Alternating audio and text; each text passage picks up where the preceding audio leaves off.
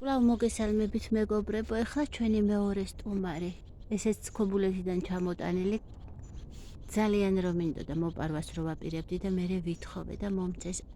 აი ესეთი პატარა შვილი მომწეს და ძალიან კარგად გასცილო განსხვავებით ნაყიდი ალოე ვერასაგან.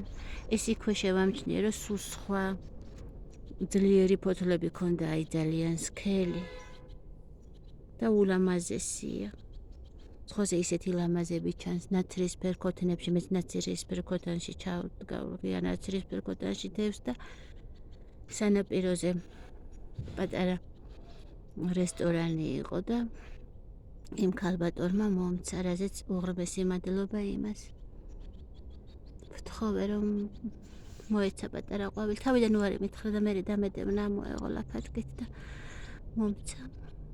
აი ასეთი მე ალოე ვერებს რომ ყიდულობ ხოლმე მაღაზიაში, მალე მიფუჭდება ყოველთვის და ეს არ გაფუჭდა.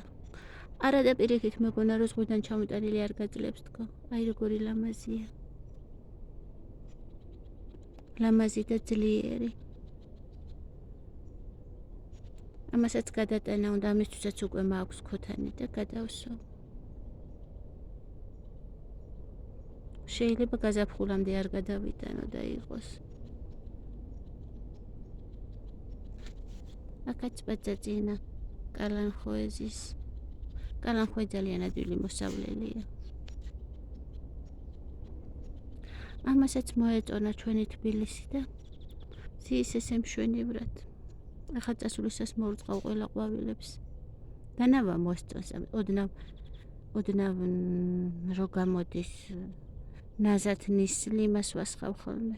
პირდაპირ წყლის წვეთებს არ მივაშხაბუნებ. ნისლი რო გამოდის, იმ სარწყავებით ვასხავ და უყვარს ძალიან სწრაფად გაიზარდა.